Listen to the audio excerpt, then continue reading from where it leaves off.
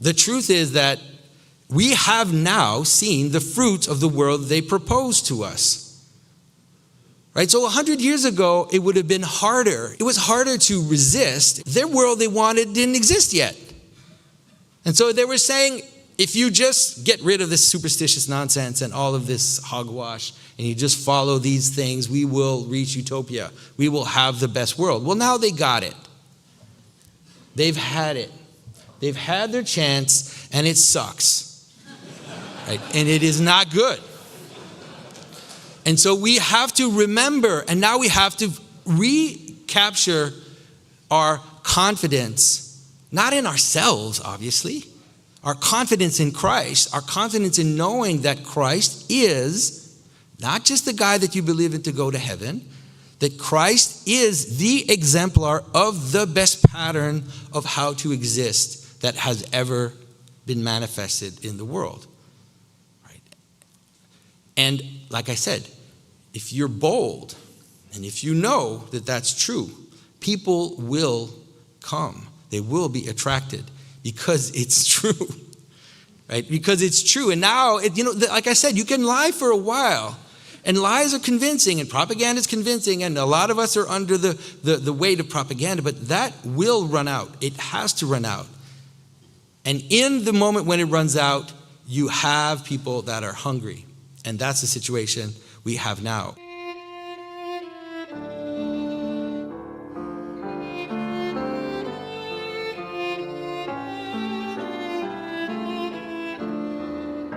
This is Jonathan Pajot. Welcome to the Symbolic World.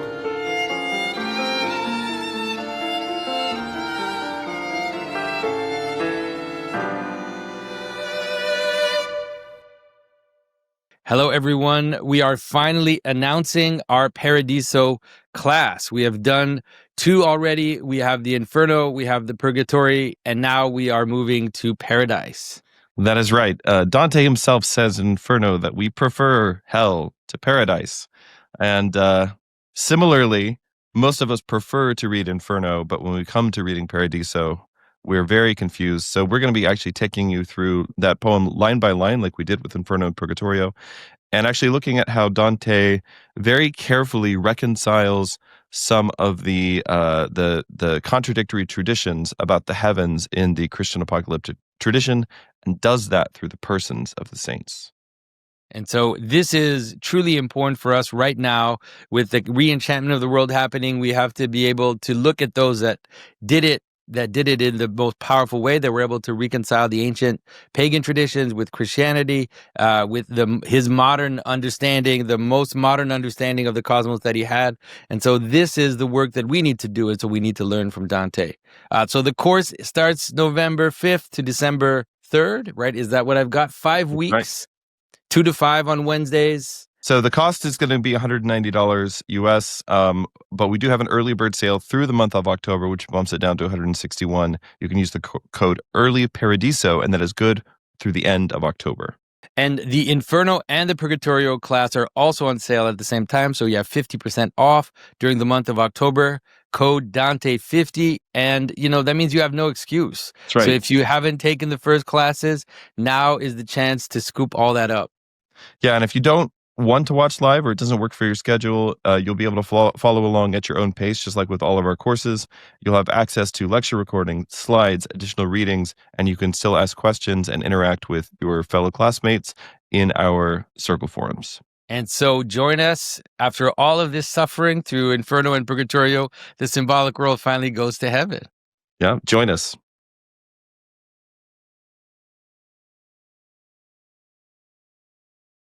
I didn't print out my talk. It's on my laptop.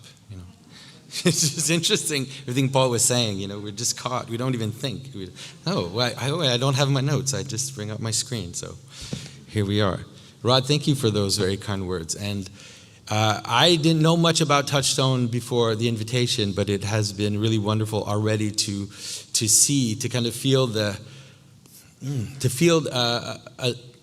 an intellectual advance of Christianity, and to sense that we have people here that are thinking about the great problems that we're facing. I decided to kind of come here and give you some good news. I think there are actually some very powerful and beautiful things that are happening around us. I do have to start by, maybe giving you a little bit of the dark side of why we are here, and then hopefully then I'll show you, maybe help you see where the bright seeds are planted and where it is that we can pour some water to see what can grow out of this difficult time. And so I am an artist mostly. I make liturgical art. I studied fine art in college. Now I am speaking a lot. We're also writing children's stories, but I am mostly an artist, you could say. And so I get my way of seeing through this vision of what we could call culture, making culture, influence, human influence on the world. And we know that for the past about 100 years, or probably more than that, the world of culture has been taken over by a vision that is a deconstructive vision. It's even longer than that. You could probably trace it all the way back to the Renaissance, where the notion of culture, or the notion of how it is that we influence and how it is that we recognize that which is valuable, is presented as disruption rather than continuity. And so we have this sense that novelty is the thing that is the most important, and we have these cycles of novelty where cultural agents will present themselves as a disruption upon that which came before, right? And so if you think of the artistic movements, it's very simple, especially at the beginning of the late 19th century, beginning of the 20th century, it starts to accelerate quite a bit, where you have the Impressionists who see themselves as opposing and replacing the academic painters. And then you have a succession of these revolutions where the Cubists look back at the Impressionists and propose novelty on that. You have different versions of that. And then within a very short moment of time, it's actually just a few years, you basically have the template for what most people, start to believe that culture is, which is culture is the act of disruption, aesthetic disruption, social disruption, that proposes a type of energy that is, we have to be aware that it is a true energy. When you see something new, and when you see something that opposes, when you see something that turns things around, there is a kind of excitement that comes. But we have to see that this is why we are where we are. Accelerated cycles of these types of gestures have led ultimately to the postmodern deconstructed world and the kind of fragmented reality in which we are. Because as those speed up and as they become increasingly radical and increasingly weird, you end up with this idea that identity itself is revolutionary, which is the transhuman position. That is, that which makes identity valuable is the manner in which you self-identify. Right? You say, this is me. And that's why, in the weirder stuff, all the stuff that's the weirdest thing, all the trans stuff, all the wild LGBT stuff, the furries, the madness of that kind of world is an expression of this basic pattern, which is the notion that identity is to be described as difference. Right? That is, to be something is to be different from that. To be the individual, you have to show how you are unique and you are different from others. Think of the rock and roll aesthetic, think of the punk rock aesthetic, think of all of these ideas, and then think of a lot of the children's movies, the Disney movies that you've seen. To be something is to be this bright, innovative moment that is a disruption and is different from the world in which you are. So you rebel against your parents, you rebel against society, you rebel against some type of moral order, and this is what culture is. Now, obviously, hopefully you can understand that if you're a Christian especially, that this is not sustainable. It is not sustainable. It is a lie. It cannot sustain itself forever. It's like a self-devouring monster, right? It's It's a monster that eats its origin, and then all of these iterations keep going. It's basically, it's Kronos castrating his father, right? It's a very, very old story. And it is also, as Paul said, it is Adam and Eve in the garden, reaching up and taking for themselves in order to elevate themselves in opposition to God. Now, everything we heard yesterday, obviously everything we heard today, were beautiful, powerful examples of how that has played itself out in the world, culturally, politically, technologically. All of this is absolutely true. But it's a lie. It's not true. That is not how the world works. And you can stretch the world, you can stretch things with sin to a certain distance, and at some point, the rubber band snaps back, right? You can do it in your life. You can lie in your life for a certain amount of time, but at some point, reality comes calling. And that is also true of culture, and it is also true of anything that you can imagine. Like, you cannot twist the world. The world has an actual order, it has an actual shape, and it will return. Now, the question is, how does it happen?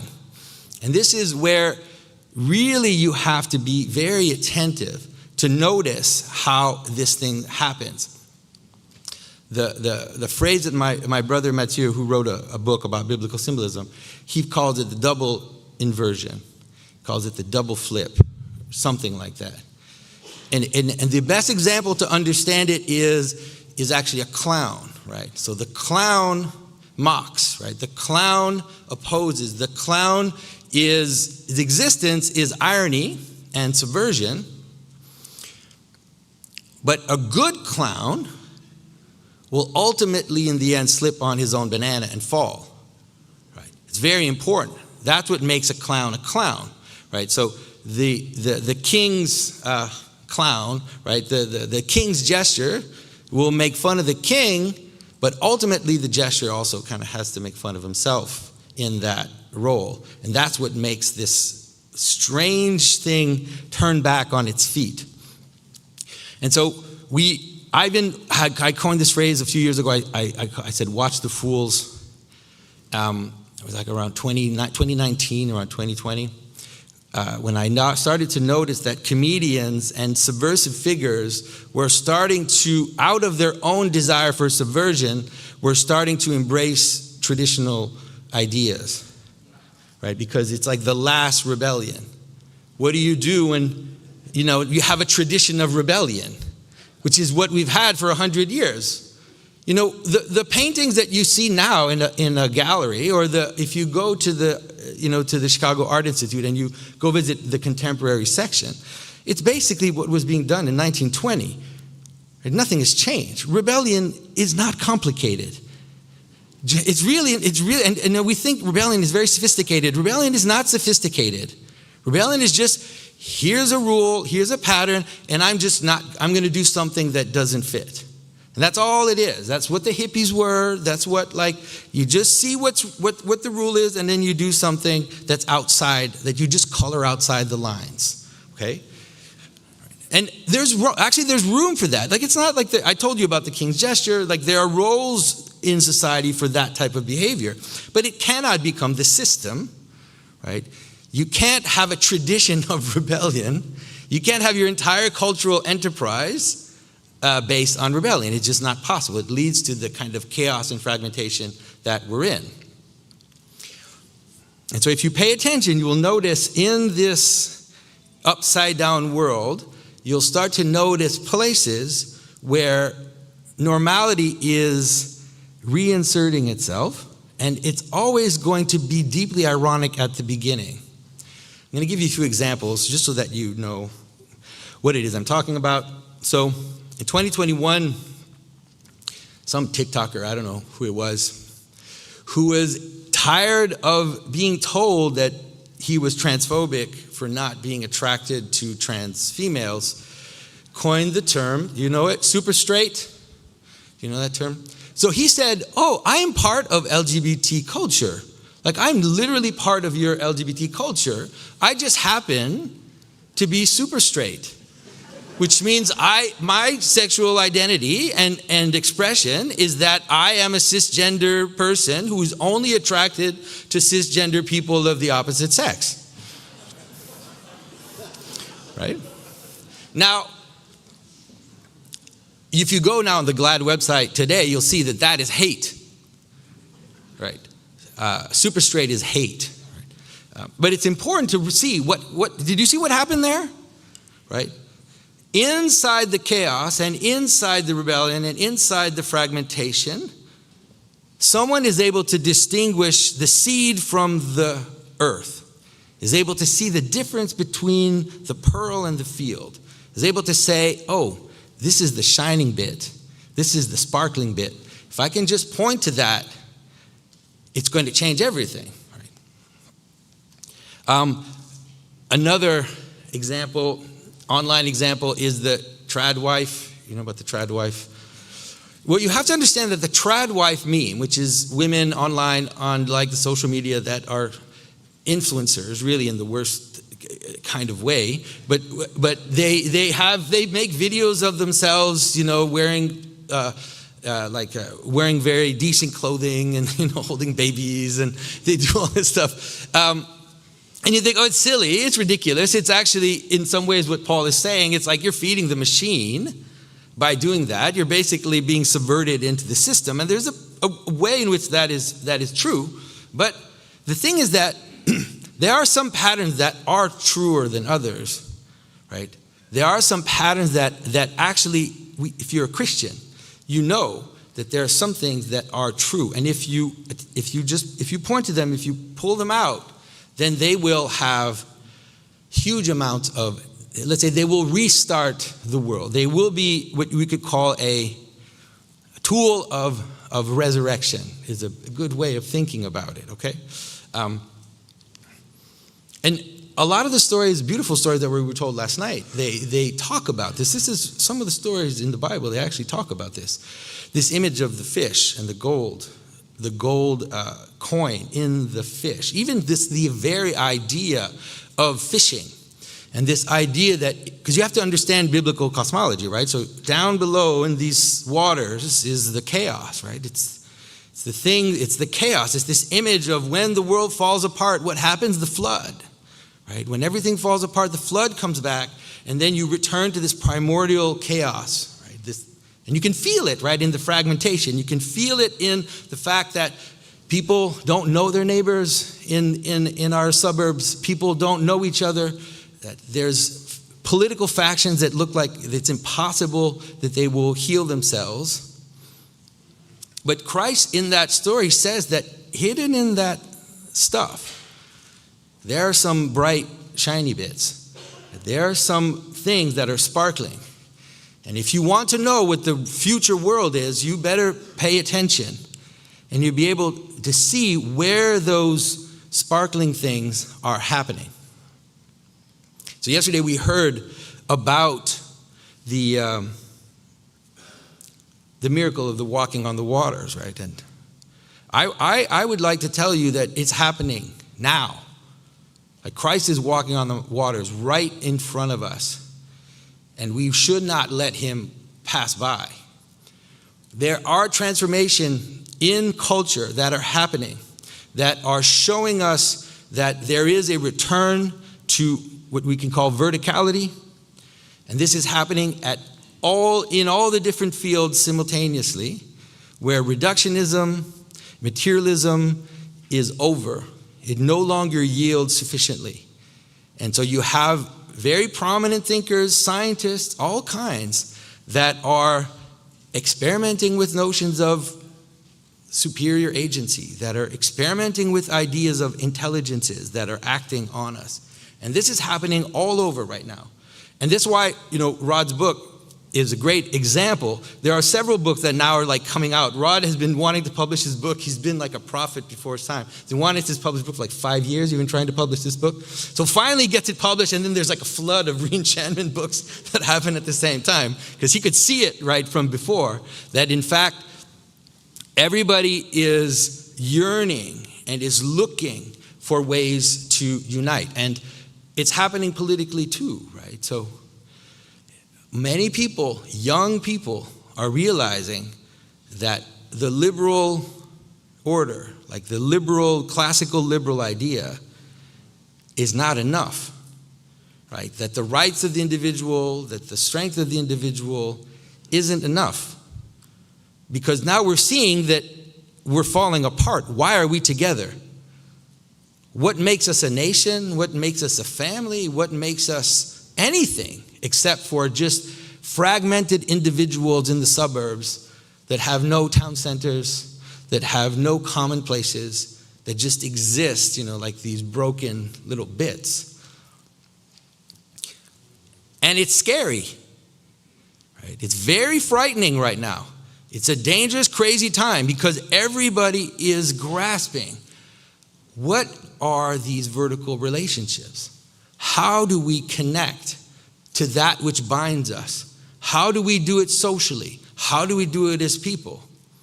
And it's coming out in all these wild ways, which is interest in fascism. Yeah. But also weird religious, like UFO obsessions. And also, the same thing within the kind of LGBT thing. It's like trying to provide a solution to that problem.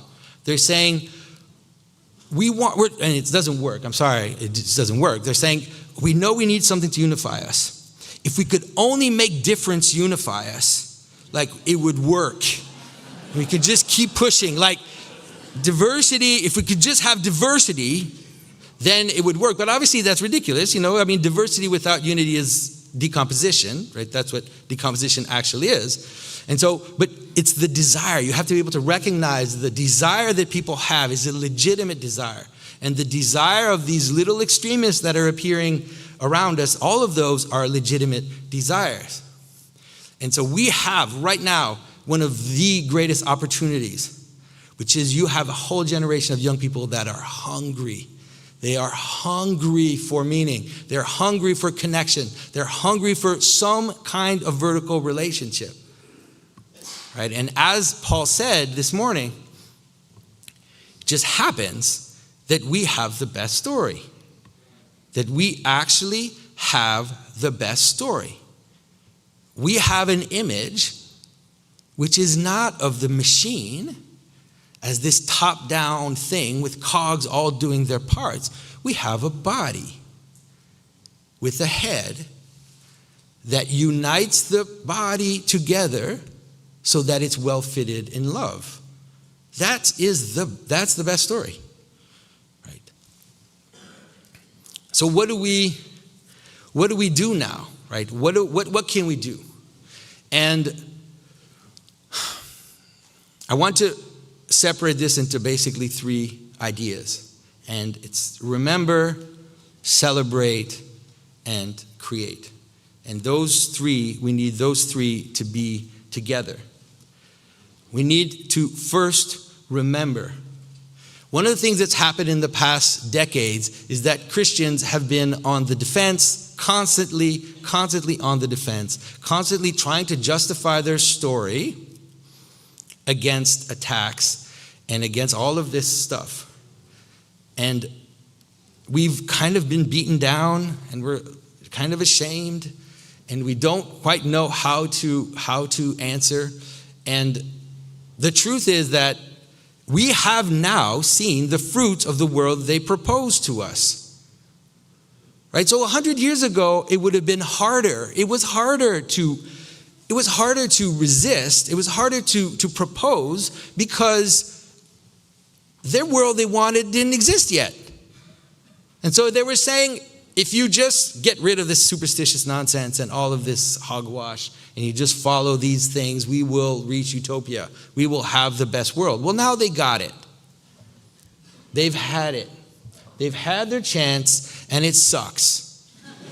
Right? And it is not good.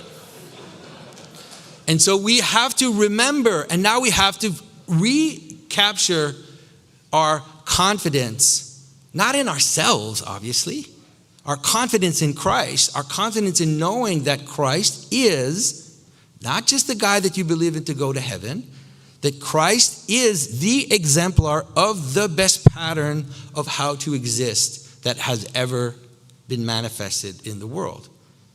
Right? And like I said, if you're bold and if you know that that's true, people will come. They will be attracted because it's true. Right? Because it's true. And now, like I said, you can lie for a while. And lies are convincing, and propaganda is convincing, and a lot of us are under the weight of propaganda, but that will run out. It has to run out. And in the moment when it runs out, you have people that are hungry. And that's the situation we have now. In the Bible, memory is explicitly used to describe the moment of the shift that I'm telling you about. The moment when the world has fallen apart, has broken down into absolute chaos. And in that dark moment, there's a little switch that goes on. And that switch is represented as remember. Right? I'll give you two examples. There are many others. I'll give you two of the biggest ones. What happens? Noah, the whole world falls apart. Noah is on the waters. Everything is over. What does it say after the rain stops? It says, God remembered Noah. Right? What happens when Jonah goes down into Sheol all the way to the bottom in the belly of the fish?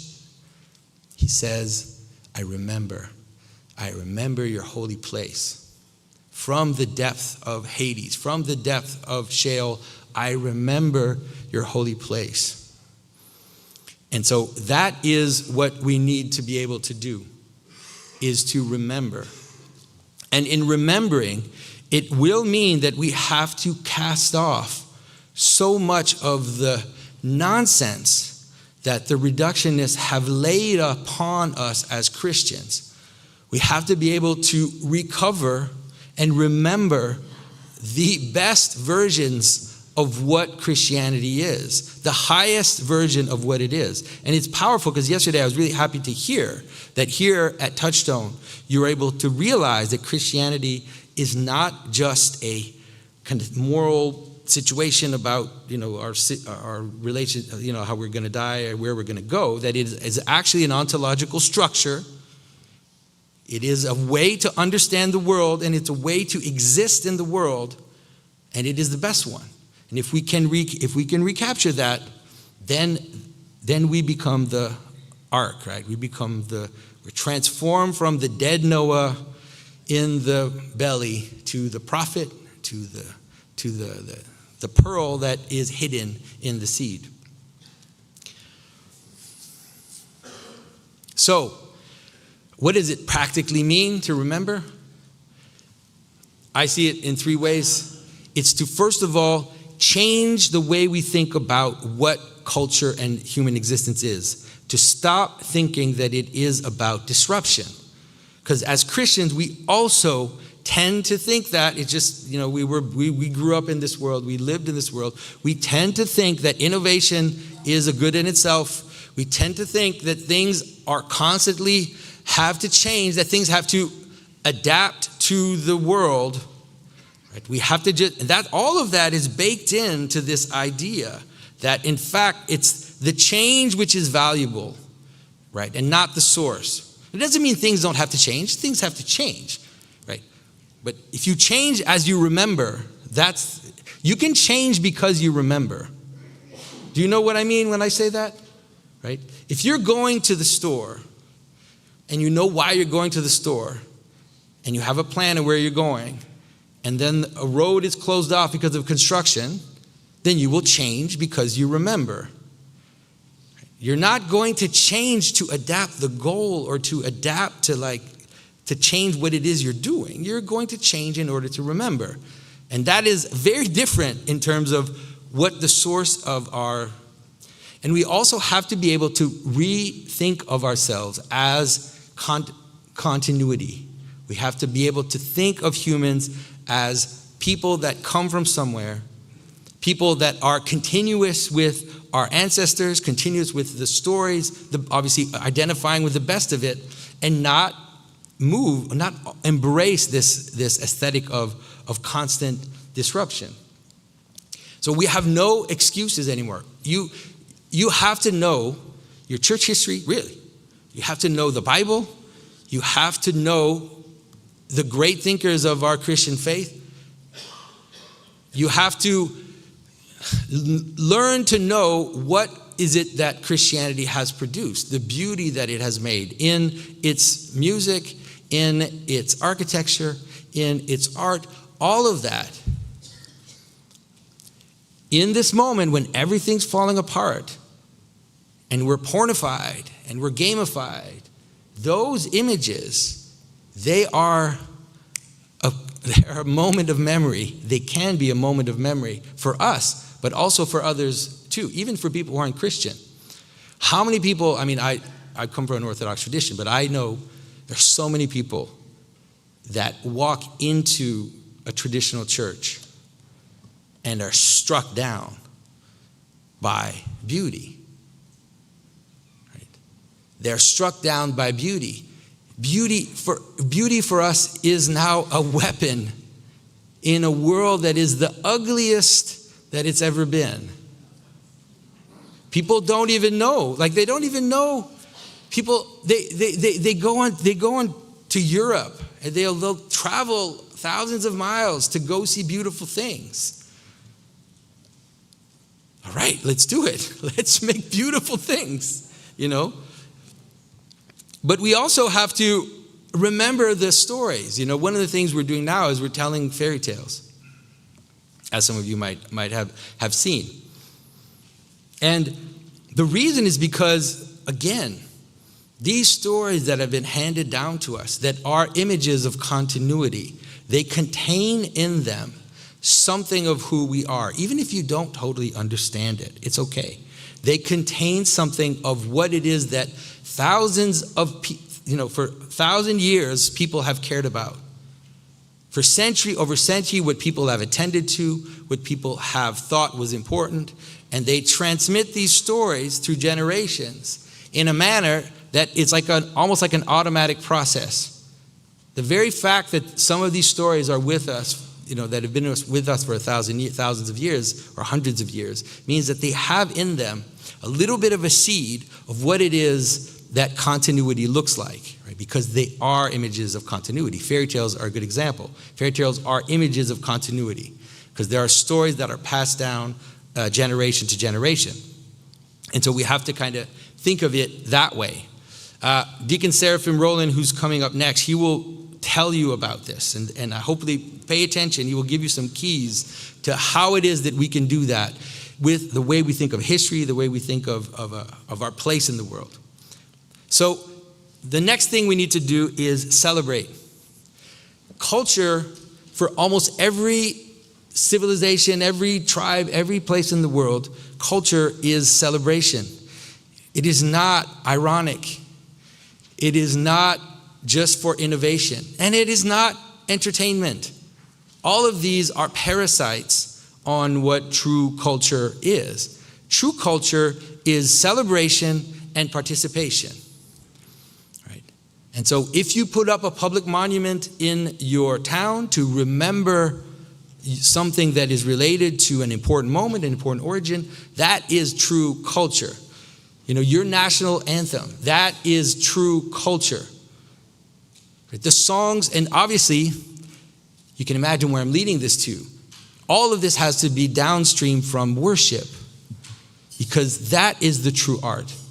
The true art and the true culture is worship. It's the beginning of culture. It's the beginning of everything that, how can I say that? It's the beginning of every human activity is worship. And that's why worship looks the way it does. That's why worship is singing. That's why worship is us binding together, uttering the same words together, singing the same songs together, because it is celebratory. And that is something that we really kind of have to shift in our mind. Now, does it mean that we won't sometimes be entertained? No, that's fine, right? And actually, even this idea that some art or some culture is disruptive, that is totally normal. That has been part of the world forever. There are gargoyles on cathedrals, right? And in medieval manuscripts, there's all these little monsters on the edge. And so disruption and questioning and like novelty and surprise, it's not that it's not part of culture, but it's not in the middle. It's not in the center. You don't put a gargoyle on the altar, right? You just keep it in the corners where it's kind of funny if I'm distracted, And that is the difference. So the first place where the cultural transformation has to happen is in liturgy. It is in liturgical art. I think liturgical art is the future of art. It's the future of art in America. And there are inklings of this. Some amazing artists. There are some what I believe to be some of the greatest artists living that are painting images for churches right now. You can look him up. Father Silouan Justiniano. He's an American monk, wonderful guy, studied contemporary art, mastered, color field painting and modern color theory, then ultimately became a monk, broke, and started to paint icons in ways that are deeply full of memory, right? But also sophisticated and powerful. And this is happening all over the world, right? It's happening in England. There's an artist, Aidan Hart, who is legitimately, one of the greatest artists alive. It's happening, obviously, in Romania. It's happening in Russia. It's happening in many countries where the liturgical art is actually the future. Architecture, city planning. These are some of the most important things. We forget about it. We don't think about architecture and city planning. But these are the basis of what it is that humans recognize as being inside and outside, what we recognize as being above and below. These are all preset. The reason why architecture and city planning are some of the most important arts is because they recede in the background. People live in them. Many people aren't even conscious of them. And for that reason, people aren't conscious of the anxieties that modern city planning and modern architecture does to us, the anxiety that it lays on us. And we don't realize that actually walking through a series of glass skyscrapers is actually an experience of dread, a little bit of dread in that experience. And we're so used to it because there's awe in that dread, obviously. But it's not the type of awe that would make you feel at home for sure. Okay. And so there are right now movements, and all of you can look into it. There are powerful movements of new urbanism, new city planning, new architects. There are some little inklings, little things that are happening. If you know, I don't want to get into politics, but one of Trump's executive order is to force all federal buildings to be designed classically, right? So if that works out, right, it's already a little hint. What it is, it's like a glimmer. It's showing you that something's changing. For that to reach the top of the pyramid means that there's strength and there are things moving down here. So I would say that if you're building churches, if you're building houses, if you have to decide where to live, to take that into consideration, that this is something that you can do very practically. And then obviously understand story as participation. We have, for a while now, we have this weird idea about literature. Literature is great, but we have this idea that we should read great books, to be smart and to kind of know what culture is. There's nothing wrong with that, but that is definitely not the heart of culture, right? The heart of culture are the stories that you live in, are the stories that are part of you. Right? So that's why the fairy tales, right? If you're going to read the Iliad, if you're going to read the Odyssey, if you're going to read some of these ancient stories, do it understanding that these are your stories, that these are the stories that brought us where we are. If you're going to read the Bible, realize that this Bible is the story that I am in. I am in that story. This is not like something that I'm looking at from the outside. But that's true for a lot of other things. It's true for your own family stories. It's true for your national story. And that's why there's a great desire to subvert the myth of the national story, because people know that Change the story, change the world, right? If you change the story, you change the world. So as Christians, we can be definitely attentive to that and change the way we understand story. Memorize stories. If you have kids, memorize fairy tales and tell them orally.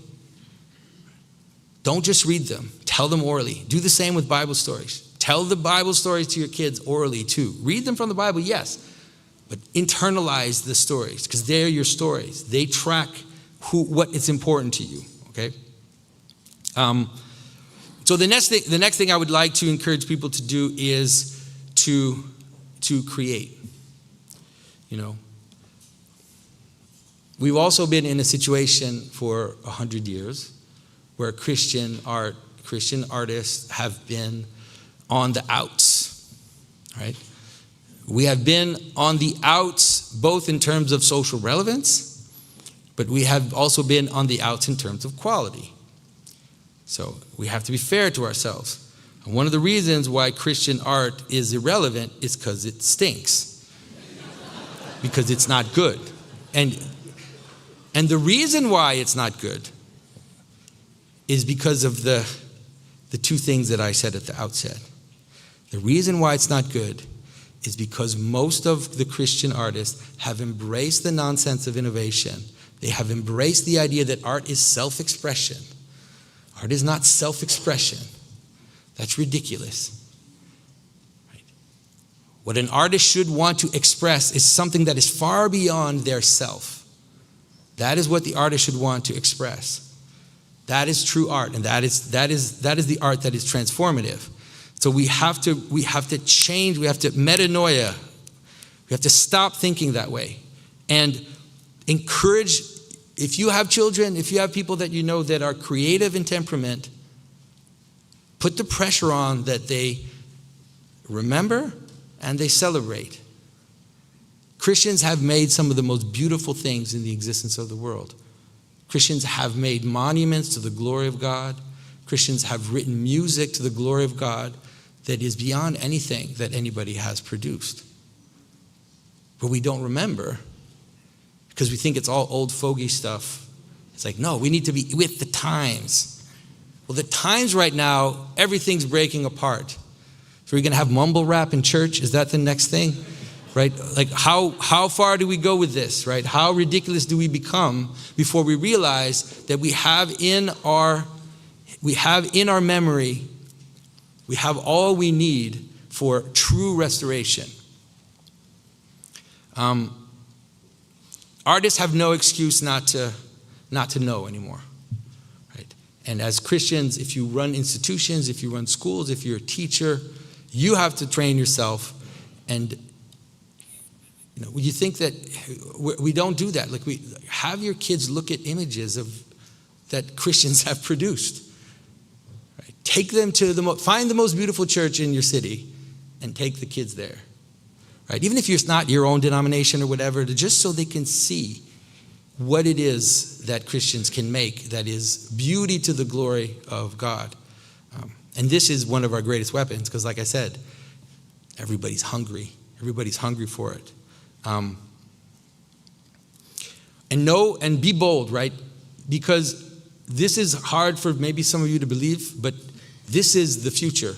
This is the only future. There's no other possible future except for the one that I'm telling you about. If you are a Christian, you have to know that this is the only way that it can go. Anything valuable that will come downstream, that will come down the line from this moment on, will have to be to the glory of God. And look at what's happening, you know. It's like Paul you have to plug your ears in, Mr. Kingsnorth. You have one of the greatest living writers in the English language that came here to tell you that he wants the world to be submitted to Christ. And he's not the only one. There are weird and wonderful conversion stories that are popping up if you're paying attention. You know, Ayaan Hirsi Ali has converted. And there are other people in that field. Martin Shaw, who Rod has talked about in his book, is literally one of the greatest living storytellers. Bar none. Not the one of the best living Christian storytellers. No. One of the best storytellers in the world. And that's what's possible. That is really what's possible. Right? And pay attention. Hollywood is collapsing. You noticed, I hope. Right? Yeah. But in that void, watch what's happening. Be attentive. There will be voices that will appear in the chaos, that will be voices worth attending to and voices worth encouraging. So be attentive, right? And be ruthless. Don't expect nothing less than the best, the very best. We have Bach, we have Chartres. That's ours, right? Come on. We have the best stuff, And so I think that we really have to, and like I said, notice some examples. I'll give you one example, not to pick on Paul too much, but there's a book called Loris, right? Published by Eugene Vodalaskin. Many people probably know that. That is one of the greatest novels that has been written in the past few decades. It's a Christian man writing a novel about Christianity with all the subtlety and all of the complexity of modern, modern literature, but looking back and remembering and celebrating in the book in ways that are harsh, that are hard, right? Dostoevsky style, not saccharine, not just all of this fluffy stuff, but really going down into the core. And that, like I said, we have the best stories. Read the Psalms, right? You think Christians don't know about suffering? You think Christians don't know about complaining and yearning and desiring to see salvation? We have all, the Bible has all the best stories. And so notice and pay attention. And the next thing, for those that are creative too, I would say, also don't be afraid to pillage the Egyptians. Right? Right. And so it's not just about knowing what Christians have done. It's not just about knowing what Christians have written or have painted or have done. But if you want to be creative, if you want to move into that circle, look at what your enemies are doing and pillage the Egyptian. Take anything that's valuable in order to serve God. And so I want to conclude and say, one of the things we're doing, I'll give you an example of what in the vision that I'm proposing to you, is we want to retell the fairy tales. And it's related to a moment right now. Like I said, Disney doesn't want the fairy tales anymore. They actually hate them. They actually despise those stories. And so they're dropping them. Right? But those stories, right, they're the pearls. They're the shiny things. And so in a moment when people are dropping them, now's the moment to pick them up, right? And to say, let's tell those stories again in a spirit of memory and celebration and no compromise. Make them as beautiful as possible. And so that's the direction that a lot of my creativity is going into. But I think, like I said, in this particular moment, that's why my talk is called This is the Day. In this particular moment right now, it is particularly available for Christians to do that because of the hunger and because everybody else is dropping the ball and all the stories are horrible. Who even wants to watch Netflix anymore? It's not even like, at least there were moments when there were things that were perverse, but they were at least well written.